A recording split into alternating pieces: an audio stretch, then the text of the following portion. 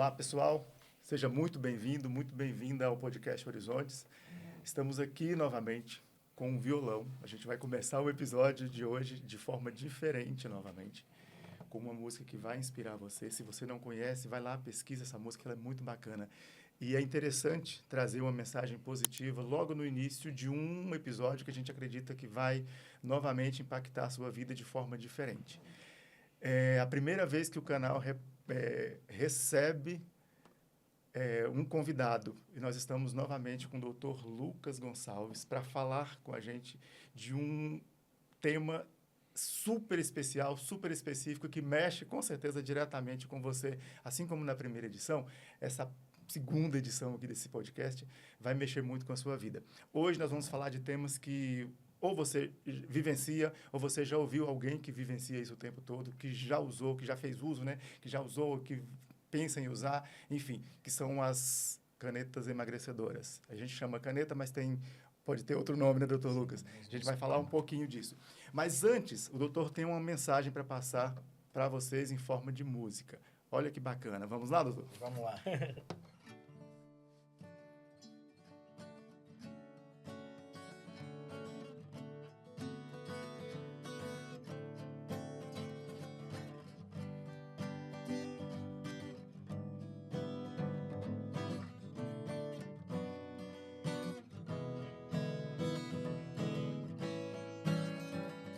Quem espera que a vida seja feita de ilusão pode até ficar maluco ou morrer na solidão.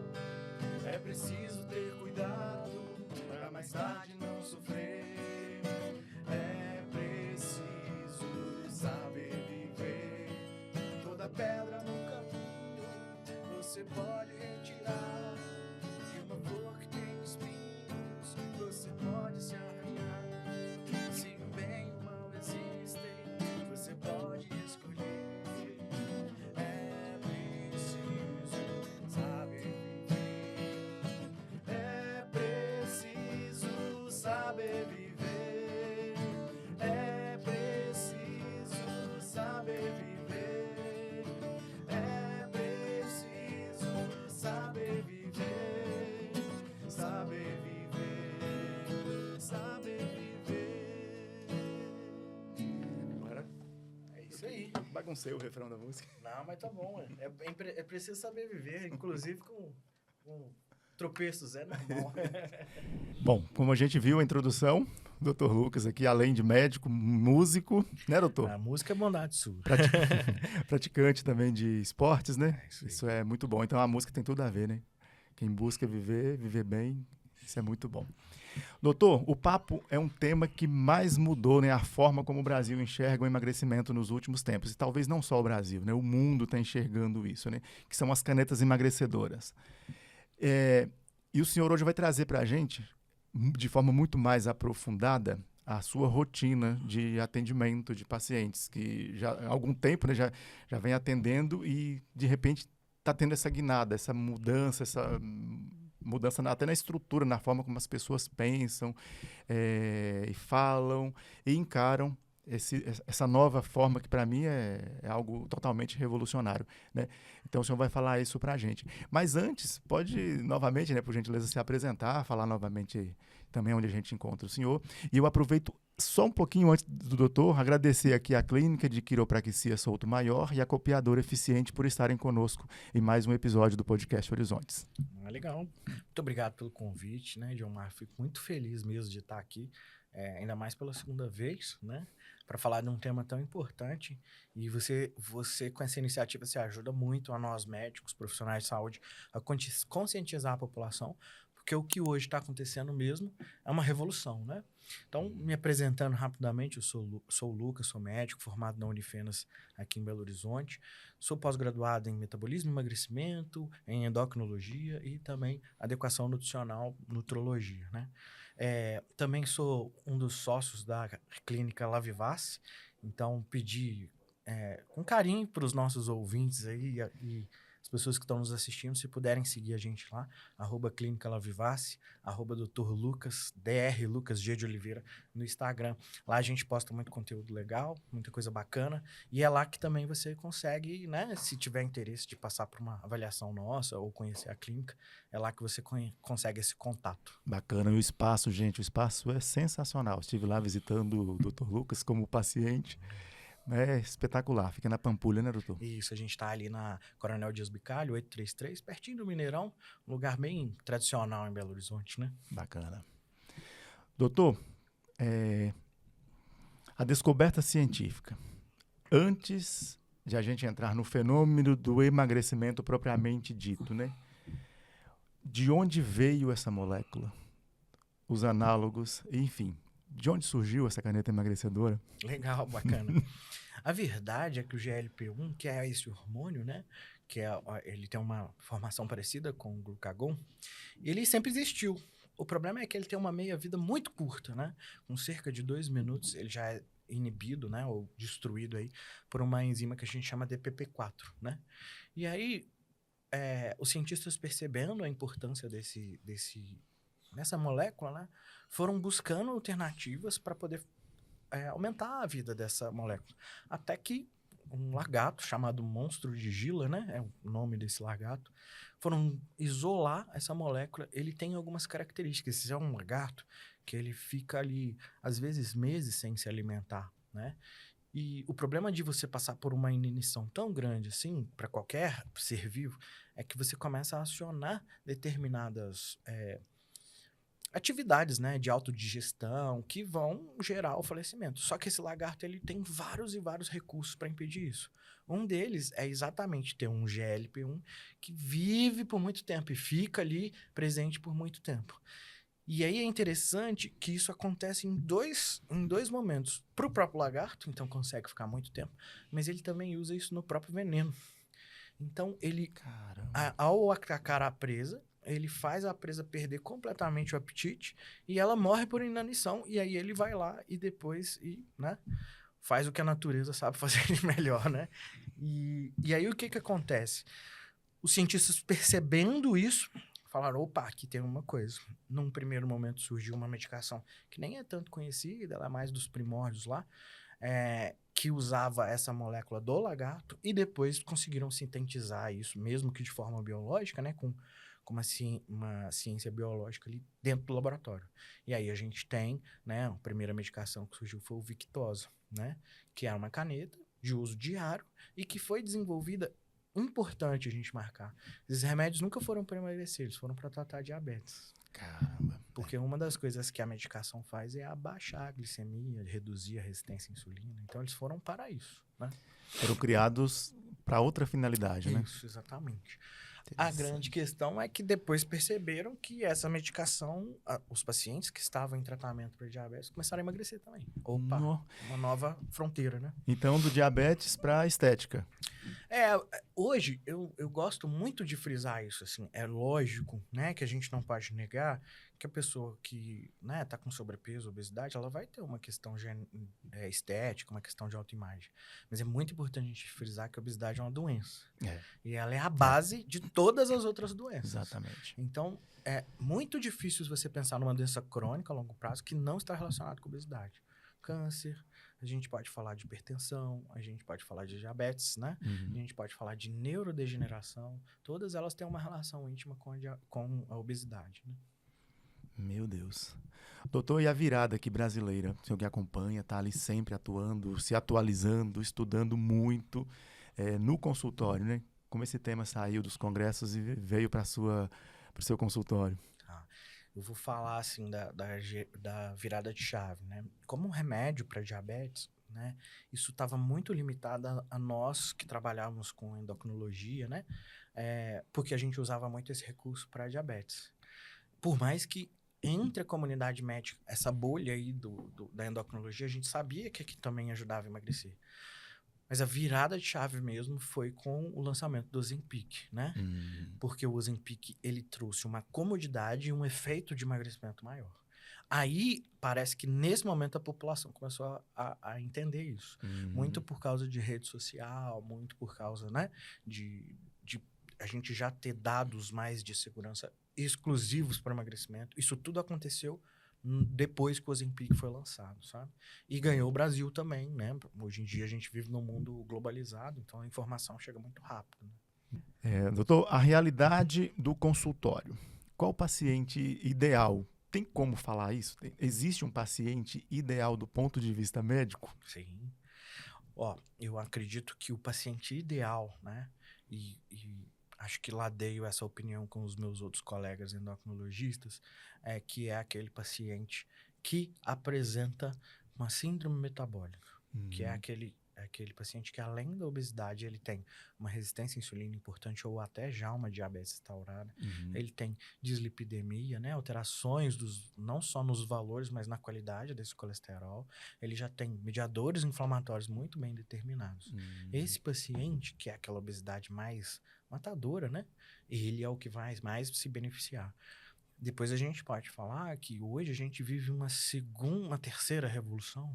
Nós estamos descobrindo que esses remédios tratam outras coisas que não só a obesidade. Então, hoje a gente usa ele para doenças inflamatórias. O lipedema é um exemplo, né? Outras inflamações, a própria esteatose hepática. Então, posso pegar um paciente que está com um peso adequado, mas que tem muita gordura visceral, tratar essa esteatose dele com o uso de algum análogo de GLP-1, né? Nós vamos falar aí das evoluções e o que está para vir, mas hoje a gente já está associando ao GLP-1 outras moléculas.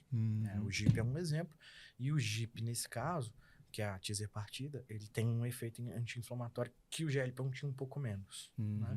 E tem algum paciente, assim, que chega no consultório, eu quero, pedindo de forma totalmente voluntariosa, sei lá se posso dizer essa palavra, mas que no fundo não tem necessidade ou que não seja prescrita essa medicação? Tem. Como qualquer medicação, a gente tem alguns cuidados e esses cuidados são importantes. Ela tem contraindicações, apesar de ser poucos. Ela tem efeitos colaterais que a gente tem que saber lidar. Então, assim, eu vejo que o paciente que mais não tem indicação e que ele talvez chega com a postura mais determinada, assim, é aquele paciente, assim, eu tenho um casamento do meu sobrinho daqui a um mês e eu queria perder 2 ou 3 quilos, né? Sem a gente ter ali uma situação que justifique a medicação, né? E esse paciente, é muito importante a gente recolher ele, porque a dor dele é verdadeira, assim, querer emagrecer 3 quilos pro casamento não tem problema. Só que a gente já vê que ele tá no caminho errado, ele não tá no caminho da mudança de vida, ele não tá no caminho de criar um novo hábito, ele só quer um resultado rápido. É muito difícil acolher esse paciente e tentar ajudar ele, mas a gente tenta, porque faz parte da medicina, né? A arte da medicina, onde a técnica não vai, é exatamente conhecer as pessoas, tentar introduzir na vida delas o autocuidado, né? A própria mudança de vida no sentido de se entender como organismo, alma, e que você tem uma trajetória a longo prazo. Né? Interessante. Às vezes não, né? A pessoa às vezes não tá precisando perder somente os 2, 3 quilos para um evento. Tá precisando dar uma mudada, né, na vida, no estilo de vida, na forma como ela se enxerga, né, como esse autocuidado. Interessante. Então entra na banalização, às vezes, né? Isso aqui não é uma balinha ali que você... Tem alguns riscos que a gente tem que saber pesar, né? E a gente não pode esquecer que a alimentação não é só uma continha de calorias, né? Porque se fosse assim, você comia só o que você gosta, numa quantidade que não ultrapassa as calorias, e você ia viver. A gente sabe que os alimentos são fontes, quando mal utilizados, né? Ou quando são alimentos ruins, são fonte de intoxicação, são fonte de doenças, são fonte... Uma série de coisas, né? Existe aquele clichê, você é o que você come, e isso não tem a ver só com caloria, tem a ver também com as microsubstâncias, disruptores endócrinos, e uma série de coisas. Tem uma paciente sua, que ela é muito próxima a nós, né? E ela conseguiu uma qualidade de vida em relação à movimentação mesmo. Praticamente estava lá imobilizada, digamos assim, de repente, com as suas orientações, com o acompanhamento do senhor, ela voltou e está caminhando assim normalmente, sentia muita carga nos joelhos, muito peso nas pernas, e enfim, e realmente muda de vida, né? Não é o fato de querer emagrecer 2, 3 quilos, né, doutor? E aí tem paciente também, só emendando aqui, o senhor pode falar à vontade. E tem gente que já chega lá com o nome, inclusive, do remédio, do que ele quer usar para vocês, né? Para os médicos, né? Meio que fazendo uma pressão. Eu pesquisei aqui, pesquisei ali, então eu quero esse. É aquele caso, assim, que o paciente quase chega com um documento e fala assim, pega o carimbo e assina que eu estou indo embora. Tô indo comprar. E aí a gente tem que, como eu disse, acolher e explicar que não é tão simples assim, né? Porque a medicação, ela traz efeitos colaterais, não só pelo uso, mas também o uso indiscriminado. Hoje a gente tem um problema muito sério, as pessoas estão mudando a fisionomia, tendo sarcopenia. E se a gente for olhar a longo prazo, não tem nada pior que você pode fazer para sua saúde do que perder massa magra. Principalmente depois de uma certa idade, né? Eu brinco muito que massa magra é igual a aposentadoria. Você vai criando ela ao longo da vida, porque passou de uma certa idade, você vai ter que viver daquilo que você criou.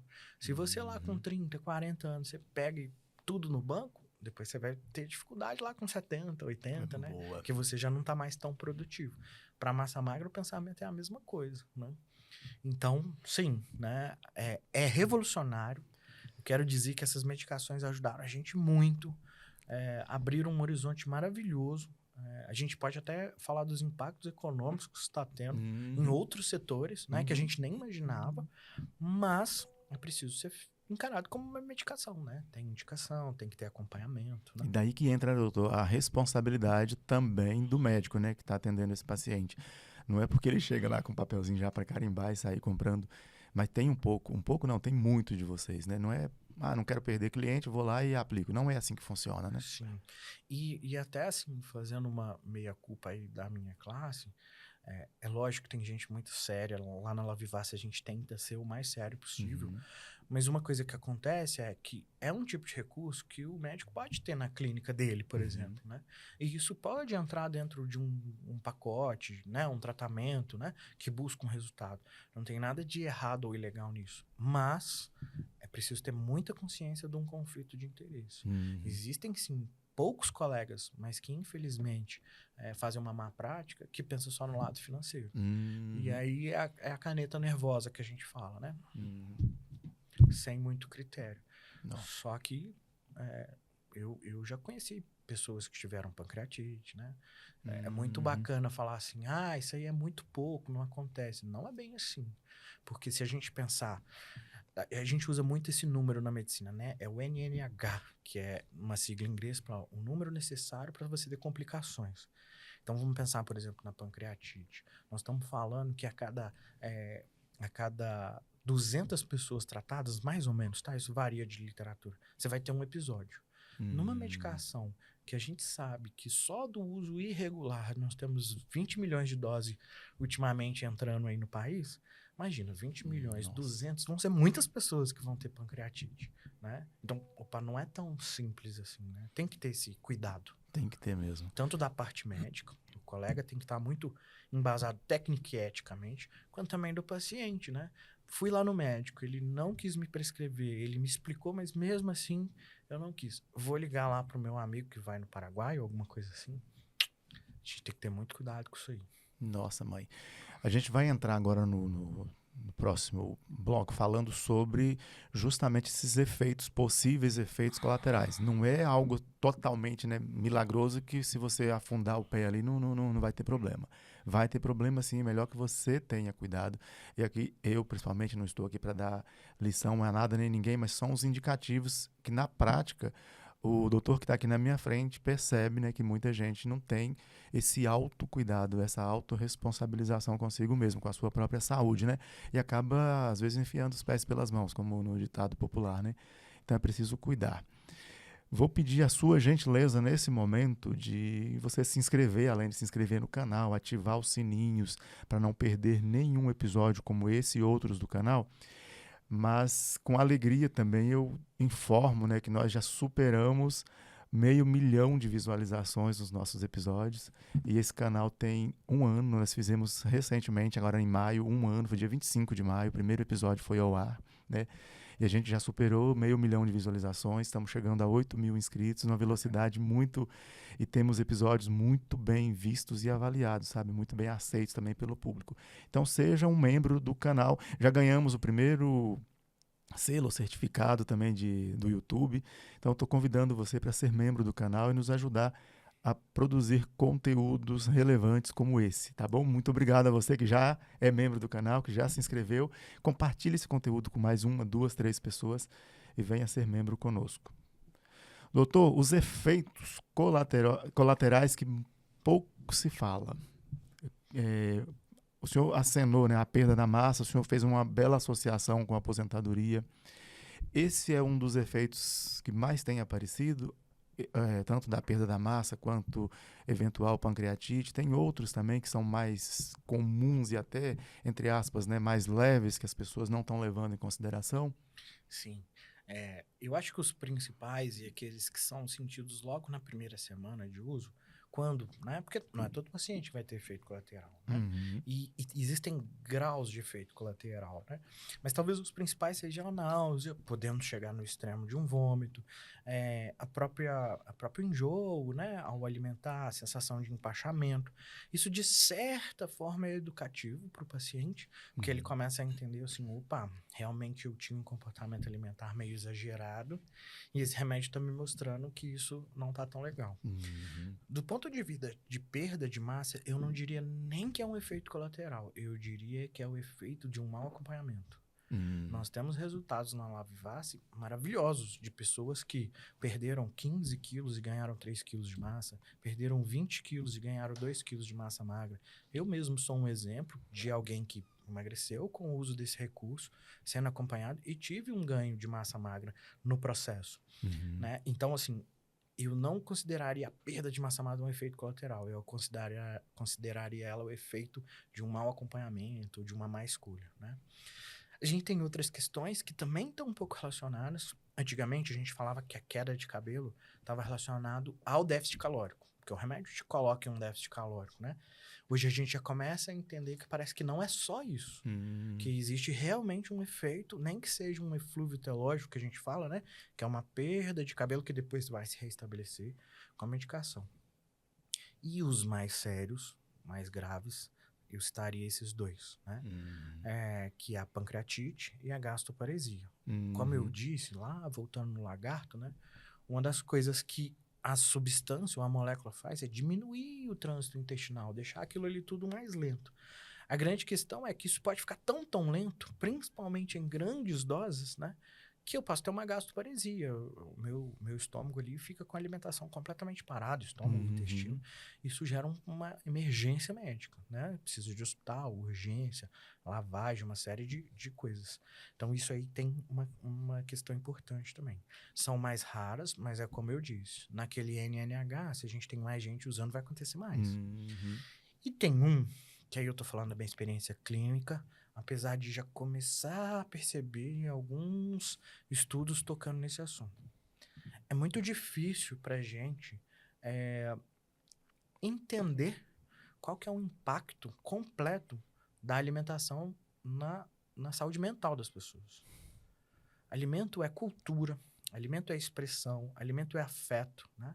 Quando você usa uma medicação que vai mudar o seu comportamento alimentar, isso influencia muito no seu jeito de viver, né? Tem gente que não está preparado para isso.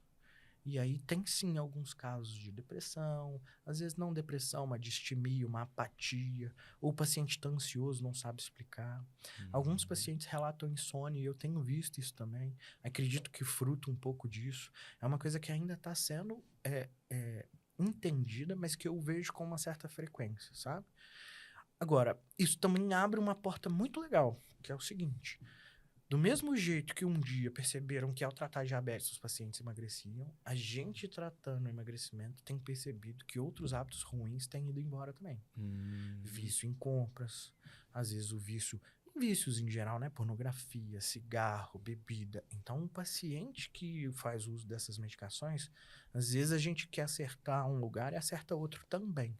E isso é um ganho legal. Então, assim, eu não acho que existe algo ruim ou bom. A gente tem que saber lidar com as armas que tem.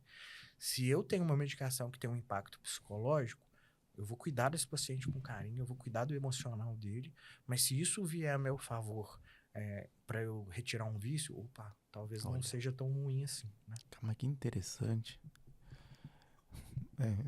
Realmente, né? um medicamento pensado para uma finalidade talvez muito restrita, né? Direcionada. Olha o rebuliço que está causando, né? Se a gente for pensar, sabe, Gilmar, lá no cérebro, lá nos neurônios da PONC, que são neurônios específicos que estão relacionados ao comportamento alimentar, em volta nós temos muito próximo as áreas de outros prazeres, né? Então, mexer nisso não é só mexer na alimentação. A gente tem que pensar que alimentar é um dos prazeres mais primordiais da vida. Ou seja, se eu tô mexendo aqui, eu vou mexer em outros prazeres também. Mas é interessantíssima a alimentação, né? E também não é à toa, falando de um ponto de vista, não sei se de religião, mas que não é o caso aqui, mas por isso que criou-se o pecado da gula. Porque comer sim, é um prazer, é um dos maiores, talvez melhores prazeres, né, da vida. Doutor, então, havendo um ou mais efeitos desse, ou então um descompasso ali na alimentação, e você acabou adquirindo algo inesperado, assim, em forma de efeito colateral, ou que seja, adquirir um outro tipo de problema, tem reversão? Qual a importância de um bom acompanhamento nesse momento, quando a pessoa descobre? Enfim, desde os mais simples, né, até esses mais complicados aqui, como no caso da paralisia gástrica e da pancreatite. Isso, eu acho que esse é o principal fator que justifica o acompanhamento. Quando você está num processo de uso de uma caneta dessa, acompanhado por um médico da área, uma nutricionista, uma avaliação psicológica, tem gente cuidando de você. A vigilância é uma vigilância ativa. Os meus pacientes, eles têm um canal para relatar todo e qualquer desconforto. Além disso, a nossa ajuste de dose ele é progressivo e quase que semanal. Toda semana a minha enfermeira vai pesar esse paciente, vai conversar com esse paciente, vai entender como é que está o processo dele. Com isso, a gente cria uma vigilância ativa, né? Não acho que se um médico está cuidando de pacientes, ele tem um caso de pancreatite, é um demérito. Não estou falando isso. Mas na Lavivaz, por exemplo, a gente nunca teve um caso de gastroparesia, de pancreatite. Talvez porque a nossa vigilância acionou um alerta antes disso para a gente, então vamos reduzir a dose, vamos fazer um ajuste, vamos mudar a alimentação. E aí vem a resposta de forma objetiva. Sim, tem como você, né, antever esses problemas, cuidar para que eles não aconteçam, ou se acontecer num grau menor, né? O melhor dos mundos, né, é você antever, né? Para que não chegue nesse ponto, né? O mercado paralelo e os riscos, que são os riscos reais, né? O que hoje tem aprovado, enfim, o que o senhor traz para a gente de informação a esse respeito? A gente vai entrar ainda nas manipulações das canetas, as advindas, né, de fora. A gente cita muito o Paraguai, mas não querendo ser preconceituoso com o Paraguai, com absolutamente nada disso. Pode vir também de outras nacionalidades, né, de outros países. Então, como isso é visto hoje? As manipulações, as canetas vindas de fora, a apreensão, né, que todos os dias tem apreensões de grandes quantidades de marcas irregulares. O senhor pode fazer uma explanação sobre esses 3 temas, por exemplo? Sim. Bem, vamos lá, né? É muito importante a gente diferenciar isso. Eu tenho aquilo que é feito de forma ilegal, eu tenho aquilo que é feito de forma manipulada, que é numa brecha da lei, mas que é uma brecha legal, e eu tenho aquilo que é o tradicional, comprado na farmácia, com o selo do fabricante, né? De quem pesquisou a medicação. Não tem jeito da gente não falar que esse mercado está influenciando outros mercados. É um mercado que envolve muito dinheiro. Era um problema que a medicina tentava resolver há anos, mais de 40 anos, a gente vem lidando com o aumento da obesidade sem nunca refrear esse processo. Pela primeira vez, nós estamos refreando isso. E onde tem resultado, tem interesse. Rapidamente, as organizações criminosas internacionais começaram a perceber, opa, aqui tem um possibilidade caminho. de ganho, né? Exatamente. Então, existe um anestésico, né, um sedativo, na verdade, que a gente chama de fentanil, que existiam traficantes internacionais especializados em fazer fentanil. Esse pessoal tem mudado a produção deles para fazer caneta emagrecedora, para fazer os análogos de LP1, por perceber que era mais lucrativo. Então, sim. Agora, qual que é a responsabilidade ética que esse pessoal tem, né? O que eles estão colocando ali dentro? Será que eles não estão falando que você está comprando uma tizipartina e, na verdade, você está comprando um remédio aquém daquilo ali? Então, abre-se um grande problema, né? Que acontece na sociedade com várias coisas, que aí a gente coloca a vida em risco de uma forma muito séria, né?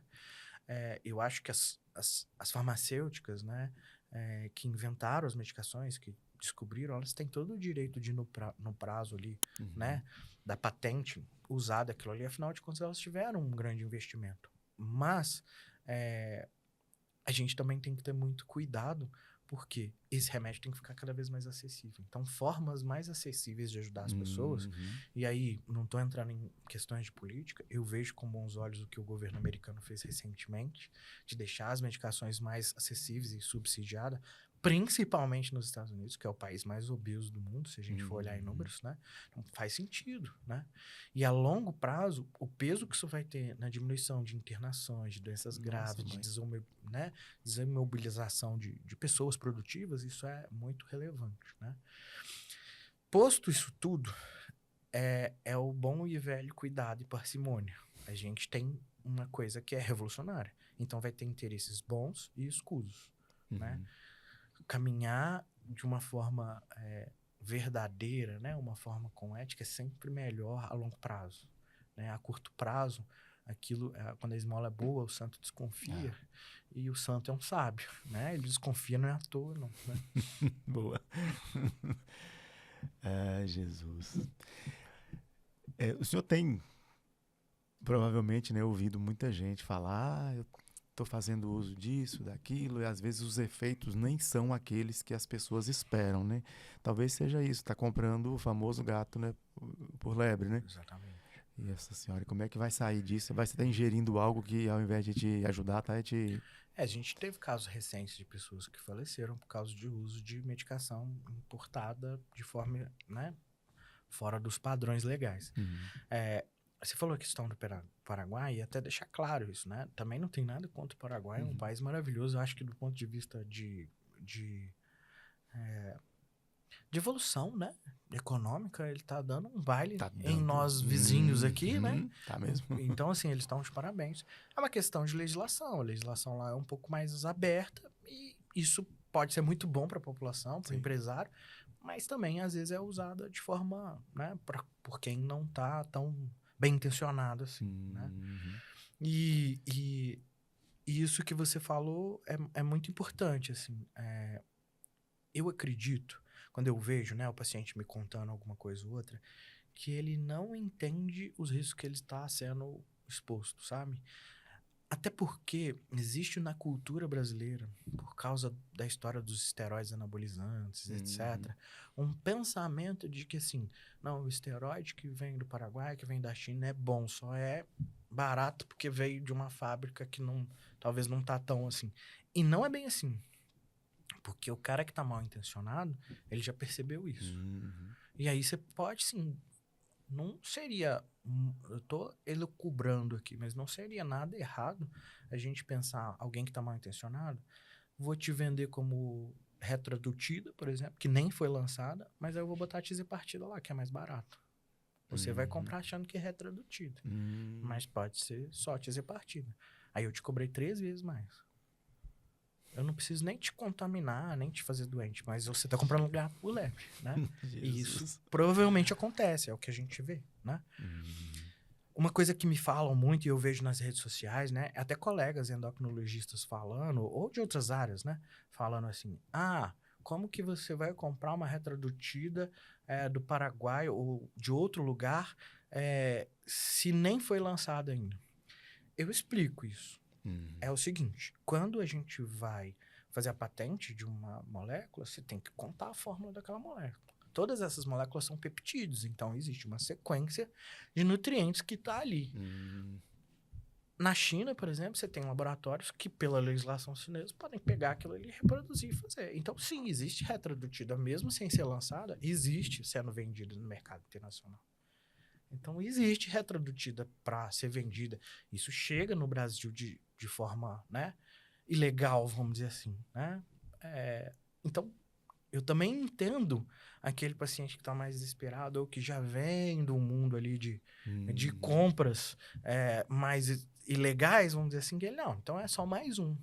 Eu só estou alertando que isso pode ser um grande tiro no pé. A gente tem pessoas que realmente faleceram por causa de medicações assim. Será que vale a pena? Outra coisa.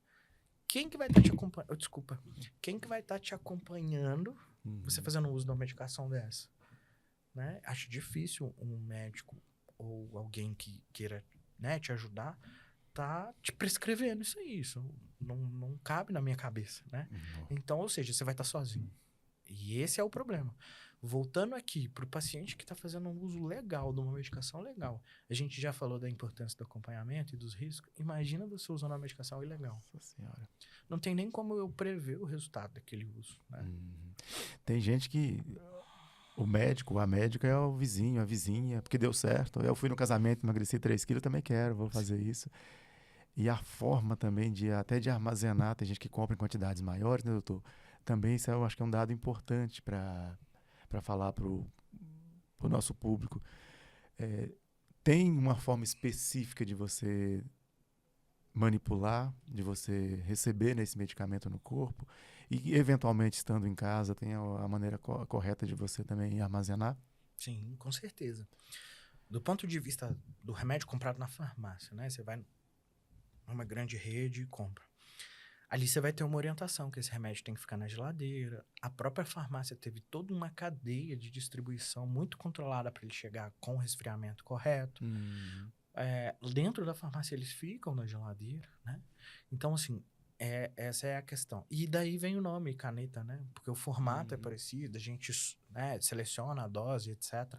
Não parece uma canetinha mesmo. Que não é novidade das canetinhas, tá? A gente já usa esse tipo de dispositivo para insulina, já usa esse tipo de dispositivo para GH, por exemplo, né? Para crianças que têm deficiência de crescimento é um exemplo. Então, o nome canetinha veio daí, né? A grande questão é que, não só dessa forma, pode ser feita a compra, né? Tem muita gente que vai no exterior, não sei como, traz isso, a gente vê apreensões aí de pessoas no aeroporto com centenas de canetas amarradas no corpo. Bem, o ser humano, em geral, vai ter uma temperatura ali de 36, 35,5. Qual que é a validade que eu tenho sobre o resfriamento daquela caneta? Exatamente. Né? Então, às vezes, eu tô comprando um produto com a marca, etc., mas o jeito que ele foi transportado é um problema, né? E a gente entra também nas questões das farmácias de manipulação. Isso é uma polêmica que é importante a gente tocar. Que é o seguinte, existe uma brecha, tanto internacional quanto brasileira, que é a patente, por exemplo, vou usar o caso da Lilly e da Tizepartida, para a medicação é para dosagens fechadas, 2,5, 5. Mas e se o Dimas, eu tô aqui avaliando ele, e achei que você precisa de 4 miligramas. Eu não tenho esse recurso hoje na farmácia. Então, aí tá a brecha de que eu posso fazer uma medicação personalizada. Esse sal pode ser vendido de forma legal para formar a medicação, porque isso vai ser feito. O que estava acontecendo no Brasil é que grandes farmácias de manipulação não estavam fazendo isso de forma personalizada. Mantinham grandes estoques e estavam começando a fazer isso de forma industrializada. E aí, qual que é o problema? Aí eu já tô falando de uma escala industrial, eu não tô falando de algo personalizado. Como que funciona de forma clássica uma medicação manipulada? Estou avaliando você, eu acho que você precisa dessa dosagem, eu vou fazer uma prescrição. Essa prescrição tem um limite de 3 frascos de até 60 miligramas, mais ou menos, que é para te tratar nos próximos 6 meses, 9 meses, ou até num ano, dependendo da dosagem que você vai usar. Aquele remédio é para você. Ele pode até ficar na minha clínica para a gente aplicar, mas ele é para você, né? Não era o que estava acontecendo. E a gente vê casos de clínicas, casos de farmácias de manipulação, né? Então, assim, eu sei que a opinião sobre a manipulação é variada até entre nós médicos, mas o caminho tem que ser esse, tem que ser o da exclusividade. Eu não posso pensar em algo em escala industrial, porque aí eu já estou fazendo uma disputa que não é justa com a farmácia, com a Big Pharma ali que produziu a medicação e teve seu investimento, né? Eu já estou fugindo do que é individual, uma necessidade específica, para poder pensar de forma só no lucro, né? Então, isso é um problema também. Esse tipo de medicação, e aí a gente tem que ser pontual, não acho que é uma medicação que vai colocar em risco a sua vida. Porque é um sal que foi comprado de forma... Tem autorização da Anvisa, etc, etc, etc. Mas tem uma questão ética importante envolvida aí, né?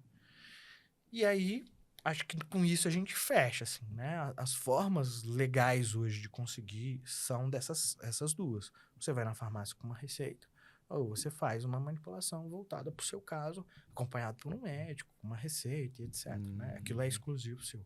Todas as outras, nós estamos lidando com uma brecha ilegal aí, um problema ético no mínimo.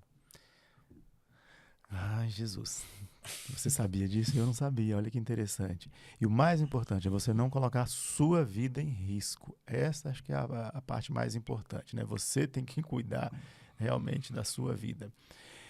E no próximo bloco, a gente vai falar das regulamentações, né? No caso, pelo menos tem uma nova na regulamentação da Anvisa, que o Dr. Lucas vai explicar para a gente, vai mostrar em que estágio nós estamos, como você está, o que tipo, né, de medicamento você está adquirindo, como ele está aí na escala, né, da regulamentação. Aguarde só mais um pouquinho que você vai ficar por dentro de tudo. Doutor, vamos falar então sobre as novas, né, regulamentações da Anvisa e outros órgãos de controle, não somente do Brasil, mas também de fora, né? O senhor citou alguns casos já nos Estados Unidos, na China, no próprio Paraguai. E aqui no Brasil, como nós estamos, né? Fiscalização, enfim. A Anvisa, recentemente, ela fez duas mudanças, né?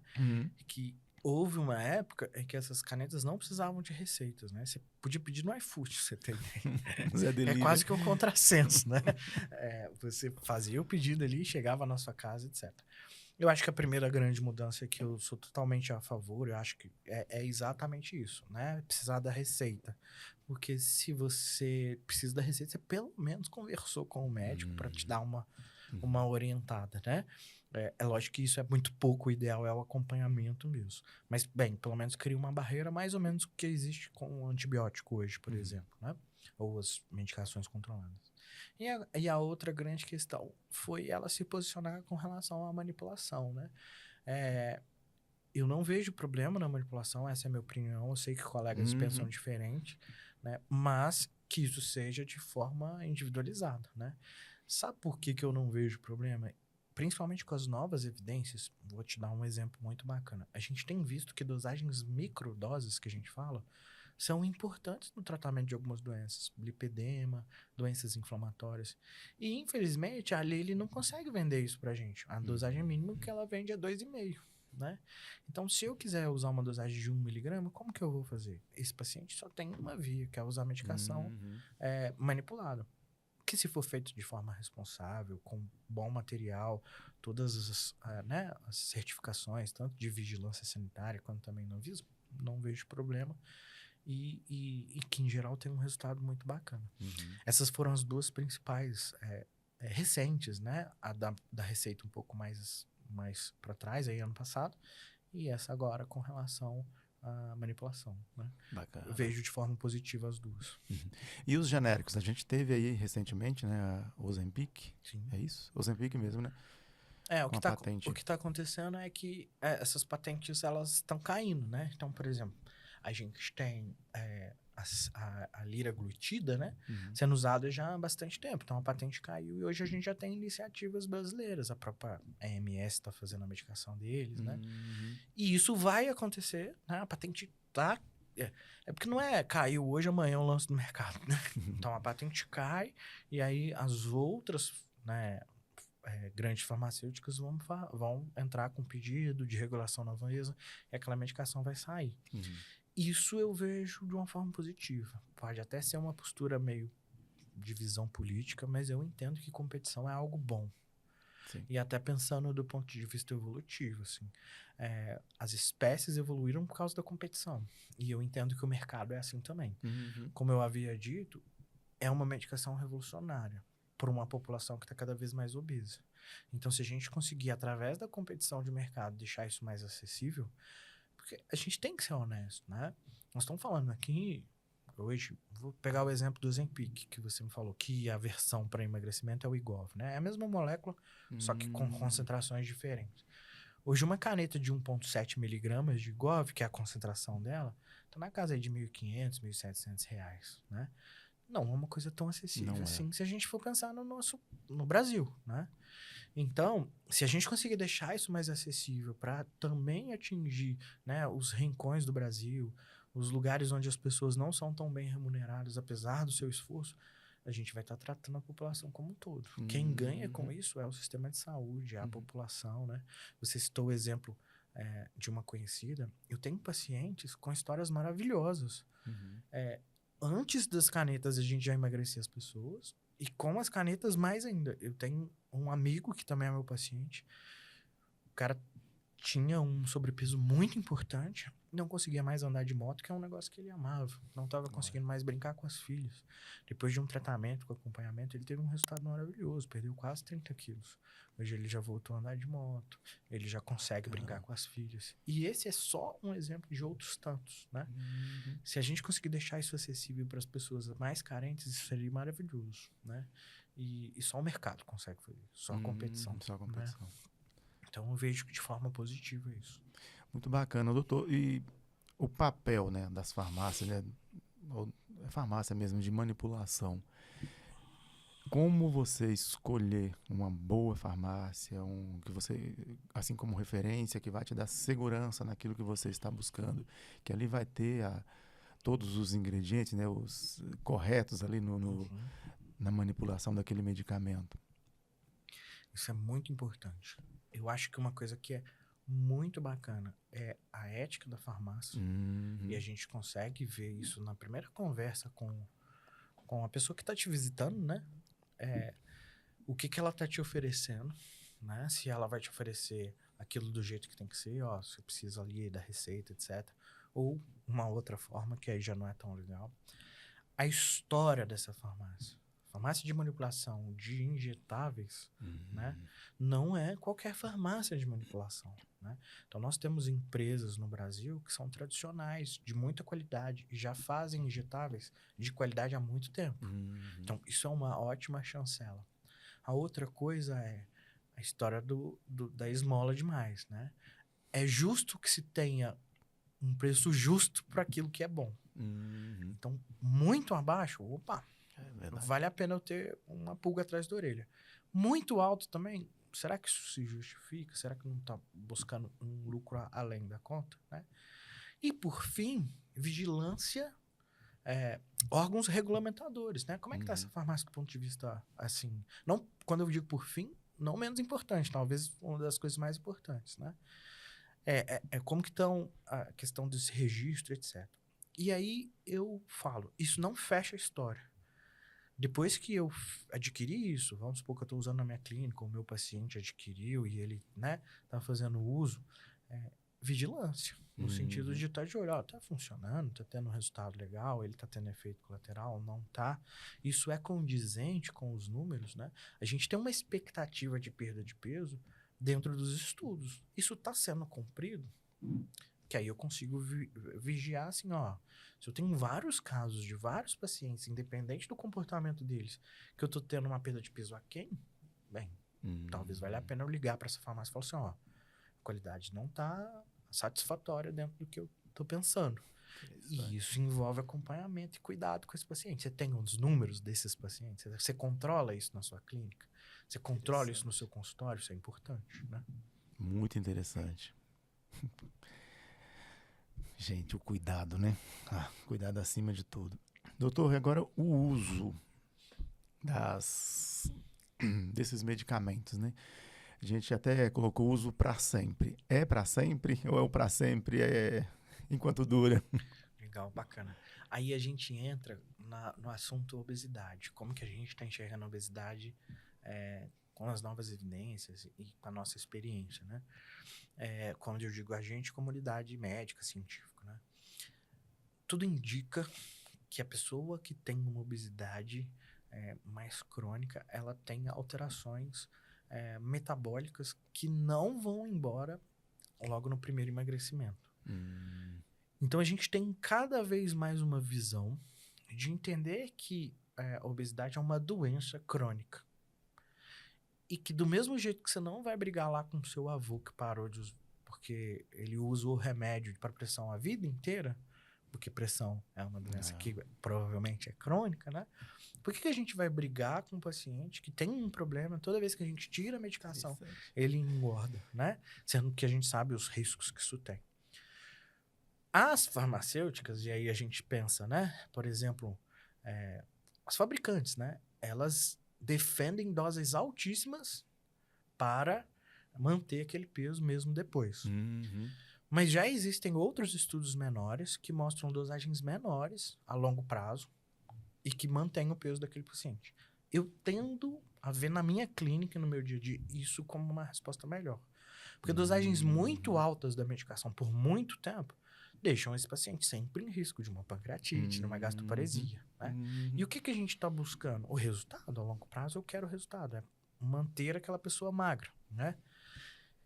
Existe uma teoria hoje na medicina que tem ganhado mais corpo científico, mais dados, que é a teoria do set point. Parece que hipotalamicamente a gente tem um nível que o nosso corpo conhece o nosso peso. E se você emagrece e rapidamente não muda o seu peso, ele nunca vai setar, ele nunca vai estar naquele ponto. Então tudo indica que se eu emagreço uma pessoa e ela fica naquele peso, ou próxima daquele peso, nos próximos 1 ano a 24 meses, ou 1 a 2 anos, eu consigo depois até pensar em desmamar essa medicação dela. Mas é porque eu mantive aquele peso. É como se eu fizesse um novo set point do próprio peso da pessoa ali. E esses estudos, eles me parecem mais interessantes, né? No sentido assim, olha, nós vamos usar e nós vamos te acompanhar. Agora, nada vai superar a vigilância. Eu tenho pacientes que já passaram o processo de emagrecimento e estão se mantendo no peso por mais de 1 ano, sem recurso medicamentoso. Isso é importante. O que eu posso falar como testemunha e não só como médica é que elas mudaram de vida completamente, né? Agora, tem pacientes que emagreceram e eu não consegui tirar a medicação porque talvez ele não mudou tanto de vida ou que eu talvez esteja lidando com alterações genéticas, né? Esse paciente, se a gente tiver que aceitar usar essa medicação, mesmo que em doses menores a longo prazo, eu não vejo problema e provavelmente ele não vai ver. Porque ao lembrar de como ele sofria quando estava com o peso aumentado, né? A grande questão é o custo disso também, né? E a gente não pode ser inocente de achar que a farmacêutica não tem um benefício em pensar a gente usar esse remédio pro resto da vida. Então, nós médicos estamos no meio de um equilíbrio ali. Mais dados vão surgir, mas no meu dia a dia eu percebo que sim, tem gente que vai precisar desse remédio a longo prazo, para mais do que esses 2 anos de set point, mas que o acompanhamento é sempre bom. Eu falo muito com meus pacientes, ó, se nós vamos trabalhar com emagrecimento e mudar a sua vida, nós vamos casar. Se você depois quiser divorciar de mim, não tem problema, mas você arruma outro o mais rápido possível. Porque você não pode ficar sozinho. Nunca mais, pro resto da sua vida. Se você for mudar, vai mudar em outro país. Cara, chega lá e arruma alguém para poder cuidar de você. Porque quando o paciente tem a questão do emagrecimento, e principalmente aquele paciente que já teve vários efeitos sanfonas, isso é pro resto da vida. Ele precisa de cuidado pro resto da vida. Interessante. E até, né, doutor, porque não tem ainda um tempo, né, cronológico grande, né, extenso, para a gente saber até daqui para frente, 5, 10 anos, como serão os efeitos, né, ao longo do tempo. Além dessas, eu não sei se eu posso, estou falando bobagem, o senhor pode me atualizar aqui, entra no campo da previsão, né, se você continuar usando de forma deliberada, sem cuidado, sem controle, em doses elevadas, você pode ter problema. Mesma coisa se você usar de forma responsável, você pode ter bons resultados ao longo da sua vida, não é isso? Exatamente. Isso é você tá claríssimo, mas a questão do tempo é uma coisa que às vezes quando eu conto esse dado as pessoas se surpreendem. Se a gente for pegar, por exemplo, um Saxenda, Victoza, são remédios que já estão sendo estudados assim, há muito tempo, há 10 anos, 15 anos, né? Se a gente for pensar no antecessor dele. Então, a gente tem dados com algum análogo de GLP-1 a longo prazo, mostrando só benefícios a longo prazo, né? Então, é lógico que é uma extrapolação, eu estou pegando o dado de uma molécula para transpassar para outra, mas tudo indica que elas caminham para o mesmo lado, que é que o uso a longo prazo é seguro. Até porque a gente não pode ser injusto do ponto de vista científico. São raríssimos os estudos com qualquer medicação que acompanha o paciente por mais de 20 anos, 30 anos. Isso é raríssimo, raríssimo, Uhum. raríssimo. Então, normalmente, se você tem um dado aí para mais desse tempo, ele é de vigilância, ele não é de acompanhamento. Uhum. Então, todo sistema de saúde, ele tem, né, um mecanismo de vigilância que a partir do momento que eu entro com uma medicação ou estou usando, acontece algum efeito, eu vou acionar esse sistema, aquilo vai virar dado depois. Então, é uma ilusão também e uma injustiça a gente ficar cobrando dessas medicações, Uhum. acompanhamento de 20, 30 anos, sendo que isso não é feito na prática com quase molécula nenhuma, né? Uhum. Interessante. E tem um dado também interessante que a gente fala para todos, né, para todo o público, mas nem todos também têm condição ainda, né? Ainda não é um produto de fácil, um medicamento, né, de fácil acesso. Então tem que ter esse cuidado. A gente fala para você também que sonha, que quer fazer uso desse medicamento, ainda não tem condição, vai lutando que uma hora você vai conseguir, de uma forma ou de outra você vai conseguir, desde que o primeiro objetivo seja se cuidar, né, cuidar da sua própria saúde. E é importante falar isso, né? Assim, parece que antes das canetinhas ninguém emagrecia, né? Parece que não, né? E é uma inverdade completa, assim, eu trabalho com isso há mais de 10 anos, e a gente já cuidava das pessoas e já tinha resultados excelentes, então não é a única forma, né? E o recurso medicamentoso nunca vai superar alimentação, atividade física, bons hábitos, sono. Muito se fala de emagrecimento e não se toca no sono, sendo que a gente tem dados que o sono é uma das coisas mais importantes para o emagrecimento, né? Então, assim, não é uma coisa indispensável, só é um facilitador. Bacana. Doutor, e a próxima geração? A retatrutida. Legal. Como que foi evoluindo, né? Primeiro o GLP-1. Quando a gente chegou na tisapartida, que é o Mounjaro, a gente tem a associação da tisapartida com o GIP, né? Que é um outro peptídeo intestinal, um outro hormônio intestinal. E a retradutida é um triagonista. Então, GIP, GLP-1 e o glucagon. A princípio parece um contrassenso, porque a gente sempre soube que o glucagon ele gera um aumento de glicose no sangue, porque é um processo, né? A gente tem que pensar que glucagon e insulina são contrarreguladores, né? Eles trabalham de forma antagônica. Só que o pulso do glucagon, a forma como ele entregue para esse corpo, ou que o corpo produz isso, é muito significativo. Na medicação, você tem um pico de glucagon que se sustenta. E esse pico já gera o processo inverso. Ele, além de ajudar a controlar a glicose, né, é agonista aí com os outros peptídeos, ele gera uma queima de gordura muito importante, principalmente visceral. Então, os dados, né, porque vamos ir no mundo ideal. No mundo ideal não tem retradutida sendo vendida ainda, porque a Lilly não lançou, né? Mas os dados que a Lilly vem, né, mostrando, e os estudos aí de fase 1, fase 2, etc., vem mostrando aí pra gente que é uma medicação muito importante para perda de gordura visceral, né? Esteatose hepática, que ela queima a gordura mais fácil e com isso eu preciso de dosagens menores. Se eu preciso de dosagens menores, talvez eu preserve melhor a massa. Então é um remédio que até desse ponto de vista aí é mais seguro, né?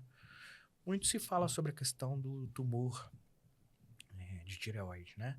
Que de fato, quando estudaram essas medicações em animais, principalmente ratos, se percebeu que sim, você tem um receptor lá na tireoide do rato, mas isso até então não está comprovado em humanos. Então existe um tumor de tireoide específico que a gente evita usar a medicação por causa desse dado. Acredito que com o tempo, pelo que eu tenho visto, isso vai acabar caindo por terra, mas por enquanto essa seria a única contraindicação assim absoluta, né, de uso. E quanto mais se avança, né, nos estudos, mais eficiente se torna o uso, né, e a responsabilidade também, clareza no uso dessa medicação. Sim, com certeza. Tem que haver pesquisa, né, doutor? Tem que haver estudo, tem que... E o tempo, né? E o tempo. Gilmar, o tempo é fundamental, né? Eu tô falando em perda aqui, tem uns palavrões aqui que você vai me ajudando a decifrá-los, né, ou pelo menos a pronunciá-los. Que é para o pessoal entender. Não sei se... É provável que todos não sabem disso, ou que não sabiam até agora, né? Mas vamos esclarecer isso aqui, em relação à perda mesmo. A semaglutida 15% de perda, a tirzepatida, 21%, e a retatrutida está batendo nos 30% de perda. Estamos chegando perto de cirurgia bariátrica com apenas as picadinhas do amor, né? Como muitos chamam. Sim, sim. Então vamos lá.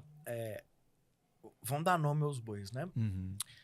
A liraglutida que não tá aí, mas ela é a primordial, né? É o Victoza, o Saxenda. Depois veio a semaglutida, que é o Ozempic, que a própria Novo Nordisk dividiu. Ó, vamos deixar o Ozempic para diabetes e vamos fazer o Wegovy com dosagens até mais altas para emagrecimento.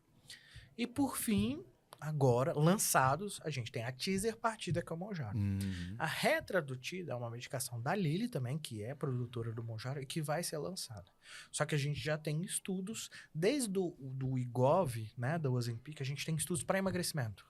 Porque os outros remédios, você tinha um estudo para diabetes, que você pegava o dado de emagrecimento. É óbvio que retroativamente depois foram avaliando também o emagrecimento. O que a gente está vendo é que esse dado que você me citou, essas porcentagens, elas são em relação ao peso total. E que esse número está subindo. Mais ou menos perto de 30% é o que uma bariátrica faz. Então, a retradutida, o pessoal brinca, né? Mas não está totalmente errado. A retradutida, que vai ser lançada ainda, ela seria a bariátrica, não a picadinha. Né? Meu Deus, onde vai parar, Jesus? É muito importante a gente lembrar que, enquanto a bariátrica faz isso de uma forma muito rápida, né? Esses dados, por exemplo, para a retradutida são de 80 semanas, se eu não me engano. Isso. No mínimo 52, mas até 80 semanas. É tempo para danar, né? Então, assim, não é de um dia para o outro. Mas, não sou contra a cirurgia bariátrica. Acho que ela ajudou muito a gente naqueles casos onde a gente estava falando de vida ou morte mesmo. Acho que ainda é um recurso. A gente tem obesidades que são muito além do que um remédio pode entregar. E para isso vale a pena. Salva vidas. Isso é importante. Mas traz uma série de complicações. O paciente que fez uma bariátrica, ele vai ter problemas eternos com vitaminas, nutrientes, cabelo, uma série de coisas. Questão psicológica, né? A gente sabe que o índice de vício em alcoolismo, por exemplo, em bariátricos é altíssimo. Né? Porque você faz uma coisa tão drástica sem mudar a cabeça, isso pode acontecer. Não é que vai, mas pode. Né? Então, ter um recurso medicamentoso que chegue nesse nível sem mexer com isso tudo dessa forma é maravilhoso. Cara, né? é uma revolução, literalmente. E você fala em revolução, é isso, né? Eu citei mais cedo que isso está afetando outras áreas. E é isso. Hoje a gente já tem sendo redimensionada a questão do combustível de aviões, a ocupação dos voos, a gente tem um mercado de restaurantes, etc., né? Pensando em novas fórmulas, em novas porções, né? Se até o McDonald's está pensando em fazer uma coisa, né? O McDonald's que sempre foi, assim, né? Um bastião aí do fast food. Se ele está pensando em pensar nesse tipo de público que está fazendo uso dessa medicação, é porque as coisas estão chacoalhando mesmo. Meu Deus. Interessante. E nós aqui, né, do podcast Horizontes, a gente está muito ligado, sabe, nesses temas. Por isso que a gente está insistindo, assim, é uma insistência, acredito que bastante relevante, para mostrar para as pessoas que existem formas, né, de você cuidar e cuidar bem da sua vida. E uma delas é fazer uso consciente, correto, de tudo que a ciência está disponibilizando, né? Você tendo recurso, tendo esse foco, vale a pena você investir. E você vai ver muitos episódios como esse, tratando de temas que são feitos para você. Nós vamos falar de temas específicos para pessoas 60 a mais, principalmente para as mulheres que têm também uma revolução interna, né, nas fases que somente as mulheres, né, doutor vive. Então a gente vai falar muito disso, inclusive fazendo, né, essa ponte, essa parceria com a doutora Joana. Ela tem o grupo Reviva, que vai falar para esse público específico. E lá a gente pode se encontrar. A gente está até combinando, sabe, um workshop. E seria uma alegria convidar o doutor Lucas também para participar desse momento tão interessante. Que você trata muito das mulheres nessa fase, perimenopausa, menopausa, pós, enfim, isso é muito importante. Eu acho que vai ser uma honra, vai ser maravilhoso. E de fato, assim, acho que sua percepção é verdadeira. Eu tenho uma expertise muito nessa área e é muito importante, eu quero falar para esse público em específico, sabe? Às vezes você tentou uma canetinha, às vezes até por conta própria, você não teve o resultado da sua vizinha, da sua amiga, etc. Eu queria te falar que, assim, sem cuidar do seu terreno biológico, até a caneta vai ter um resultado aquém.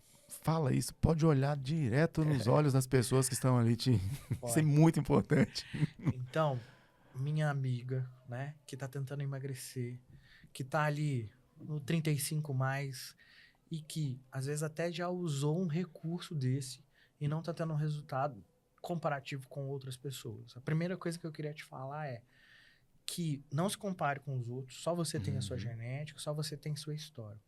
Outra coisa, você tá num momento de vida que é um momento de variações enormes, vitaminas, hormônios principalmente, a próprio momento de vida, de trabalho, etc. Às vezes sono. Então, eu queria te dizer que só porque não funcionou com você não significa que não dá para funcionar. É que a gente tem que contornar você, cuidar de você na questão hormonal, nos seus hábitos de vida e etc. Você vai ver que o próprio recurso medicamentoso vai dar um salto, né? Então, não desista. É importante que você se cuide. E se você precisar da gente, nós estamos às ordens. Muito bem. Nossa, é um ótimo recado, é uma aula que a gente está tendo nesse momento aqui. Mais uma vez, agradeço, né, aos nossos parceiros, a Clínica Souto Maior, Quiropraxia, também a Copiadora Eficiente. E a gente aguarda você para associar a sua marca ao Podcast Horizontes, para a gente levar informações relevantes para as pessoas. Mais uma vez eu falo da nossa alegria de superar o 500 mil de pessoas que já nos visitaram, já nos assistiram. Então a gente está tendo um alcance bem interessante. Já estamos chegando, daqui a pouquinho a gente chega nos 10 mil inscritos. E venha conosco. Siga-nos nas redes sociais, Instagram, TikTok, YouTube. Se inscreva lá no canal e compartilhe, comente esses conteúdos, dê o seu like. E vamos produzindo conteúdos de qualidade. Eu recomendo, hein? Eu gosto demais, estou dirigindo, estou ouvindo, às vezes em casa, às vezes na esteira, gosto muito. Obrigado, muito bem. Doutor, agora vamos para um quadro mais rápido. Eu não sei se a gente fez isso da primeira vez. Eu acho que não teve esse bate-bola, não. Não teve, então vamos lá. A gente fala, né, resposta rápida, mas fica à vontade. Tem pergunta que demanda um pouco mais de reflexão, para não ficar muito rasa, né, para a compreensão das pessoas. A pergunta, né, que todo paciente faz: quando paro de tomar a caneta, eu engordo de novo? Isso é um mito ou é verdade? A resposta é: depende. Os dados mostram isso mesmo, tá? A gente não pode passar e tampar o dado científico. De fato, os pacientes que usam a caneta e depois abandonam o tratamento, eles têm um reganho, às vezes, para mais até de quase 80%. São 80% dos pacientes. O que eu vejo é aquele paciente que tem acompanhamento, que ele permanece naquela mudança de estilo que foi construída com o remédio, ele não vai precisar, né? Eventualmente a gente vai ter aquele caso mais complicado, que já passou por um efeito sanfona, que ele vai ter que usar uma dose residual a longo prazo de algum análogo de GLP-1. Então a resposta é depende mesmo, assim, sem ficar em cima do muro. Cada paciente tem uma história. Boa. Existe uma dose de manutenção que pode ser usada para sempre, sem prejuízo à saúde? Isso também tem tudo a ver com a primeira pergunta, né? Enquanto as farmacêuticas mostram no estudo dosagens mais altas e advogam com dados que há uma segurança, eu acredito em dosagens mais baixas e, consequentemente, com ainda mais segurança, né? Se eu não preciso necessariamente fazer um estudo, apesar deles estarem sendo feitos, com dosagens mais baixas, eu já imagino que dosagens altas vão ter segurança. Então, sim, a resposta objetiva é sim.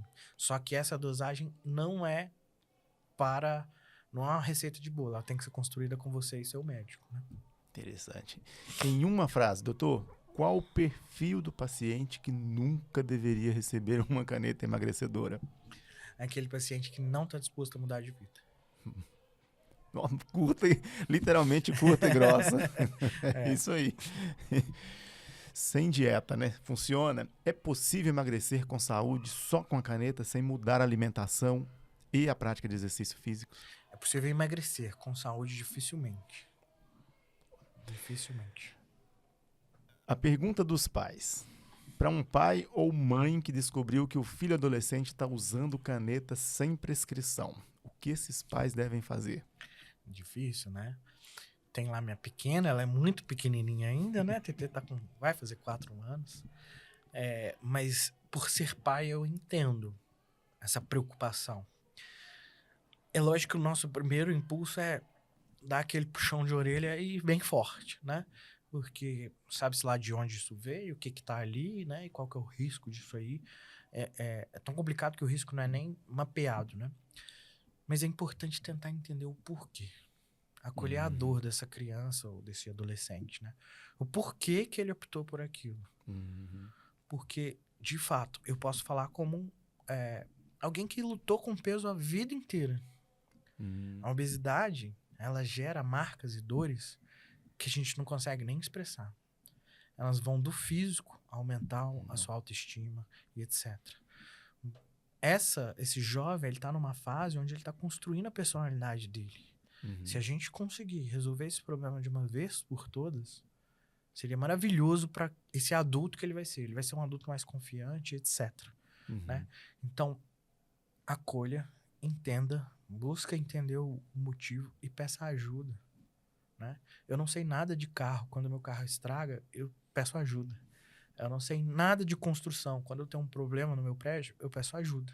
Do mesmo jeito que eu, como médico, espero que as pessoas peçam ajuda quando elas precisem. Então, procure um bom médico, acolha o seu filho, explique para ele que é possível sim fazer aquele uso, mas de forma responsável, e que ele não tem que ser refém daquela dor, ele não tem que ser refém daquela obesidade, ele não tem que ser refém, às vezes nem é uma obesidade, mas uma vigorexia, né? A busca de um formato físico que é quase que ilusório, né? Então, acolha, entenda e ajude.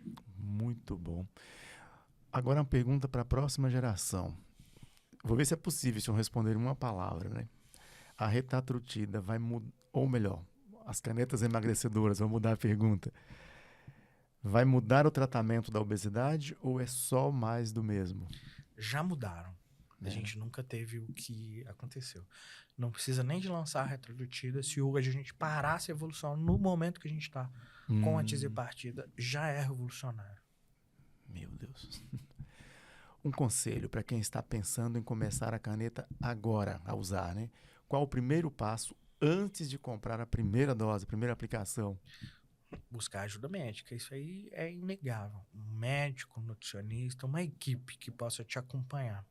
Seus resultados vão ser melhores, o seu investimento vai ser muito mais eficiente, né? E você, além de emagrecer, vai ganhar saúde. E não emagrecendo às custas de saúde.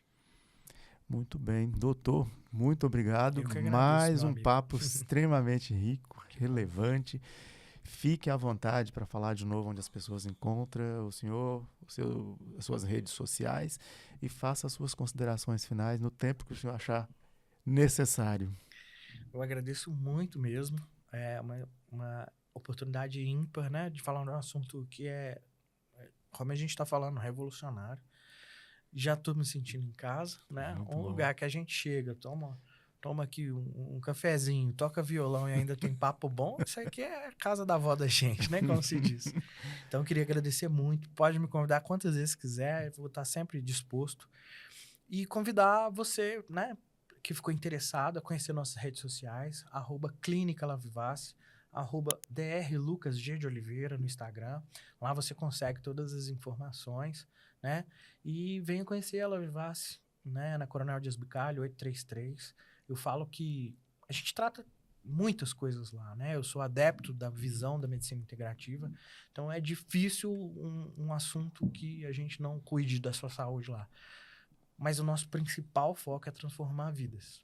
Eu sei o que é ser obeso, né? Eu sei a dor que isso gera, eu sei as limitações que isso gera, e eu consegui transformar a minha vida com conhecimento técnico, acompanhamento, e eu posso te ajudar nisso também. Então, seja sempre bem-vindo. A La Vivace tem que ser sua casa também, se assim você desejar. Muito bem, muito obrigado. Esse episódio teve o apoio técnico da Luana, do Ivan, do Arthur e do Vinícius. Agradeço também a equipe pelos excelentes serviços. Deixa Turma boa. Deixa eu agradecer o Fernando aqui também, da minha equipe que está aqui. Boa, Fernando. Obrigadão. É isso aí. Gente, muito obrigado por estar conosco em mais um episódio.